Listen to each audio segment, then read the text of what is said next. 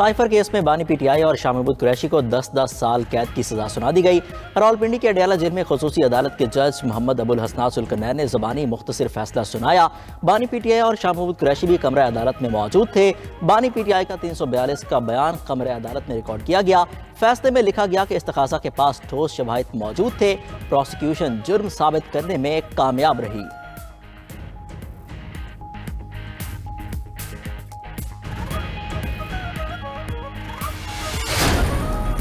Cipher case में सजा सुनाने का मकसद 8 फरवरी से पहले अवाम को इश्तियाल दिलाना है।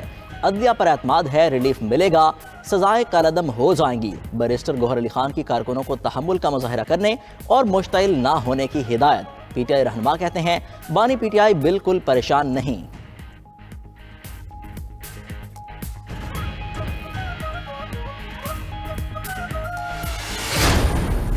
सजा किसी को भी हो तो दुख होता है। मुकम्मल ट्रायल के बाद फैसला हुआ, अदालत के फैसले का एहतराम होना चाहिए। चेयरमैन इस्तेकाम पाकिस्तान पार्टी का मुल्तान में खिताब जहांगीर तरीन ने कहा, ऐसे गैर कानूनी काम नहीं करने चाहिए जिससे मुल्क को नुकसान हो। 9 मई को जो हुआ बुरा हुआ, ऐसा नहीं होना चाहिए था।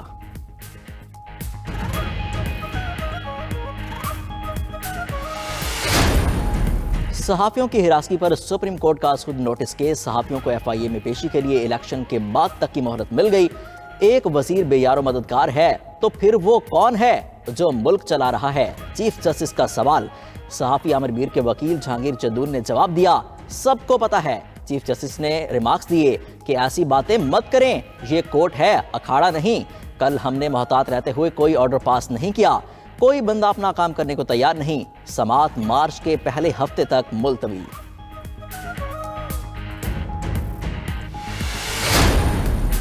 पाकिस्तान में करप्शन की शरह कम हो गई। आलमी इदारे ट्रांसपेरेंसी इंटरनेशनल की आलमी सर्वे रिपोर्ट जारी। पाकिस्तान आलमी दर्जाबंदी में 140 से 133 नंबर पर आ गया। रिपोर्ट में PDM के दौर का अहाता किया गया। सर्वे में से 29 पॉइंट्स मिले। 2022 में पाकिस्तान की करप्शन परसेप्शन सर्विस इंडेक्स में रैंकिंग 140 और 27 पॉइंट्स थे। पब्लिक ऑफिस होल्डर को अपनी हैसियत के गलत इस्तेमाल पर सजा के सर्वे में पाकिस्तान को 100 में से 22 पॉइंट्स मिले।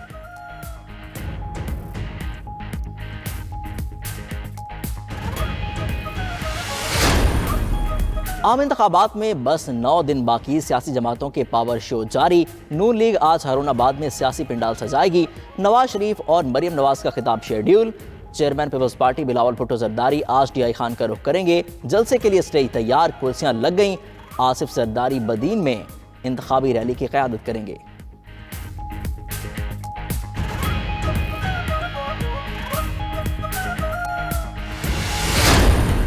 पीपल्स पार्टी के सेनेटर ताज हैदर ने निचले तबके को ऊपर लाने के लिए समाजी, आईनी और बुनियादी हकूक की फरहमी लाजमी करार दे दी। कहते हैं गुड गवर्नेंस ये है कि बेरोजगारी, महंगाई और जहालत का खात्मा किया जाए। माशी सूरत हाल से निपटने के लिए बिलावल भुट्टो जरदारी की पेश किए गए 10 निकात इंतहाई अहम हैं।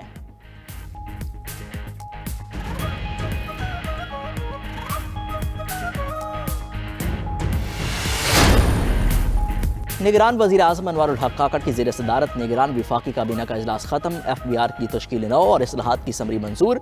काबीना कमेटी बराए CCLC की 26 जनवरी के फैसलों की तौसीक कर दी गई।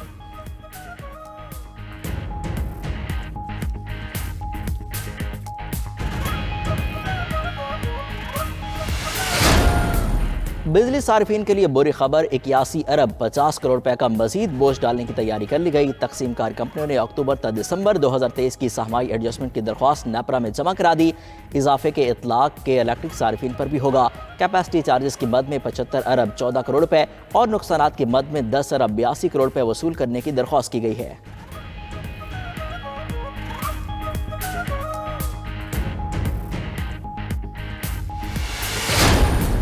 और मुल्क के बालाई इलाकों में बारिश और बर्फबारी का तीसरा रोज। कश्मीर की वादी नीलम में सहर अंगेज मनाजर। गिलगित बल्तिस्तान और KPK के पहाड़ों पर भी सफेदी बिछ गई। अस्तोर के इलाके कमरी, मनीमर्ग, चिलम, शंकर गढ़ और घसाट में वक्फे से बर्फबारी। राबिता सड़कें जुज़वी बंद। उधर कराची में सुबह सवेरे बूंदाबांदी से मौसम मजीद सर्द हो गया।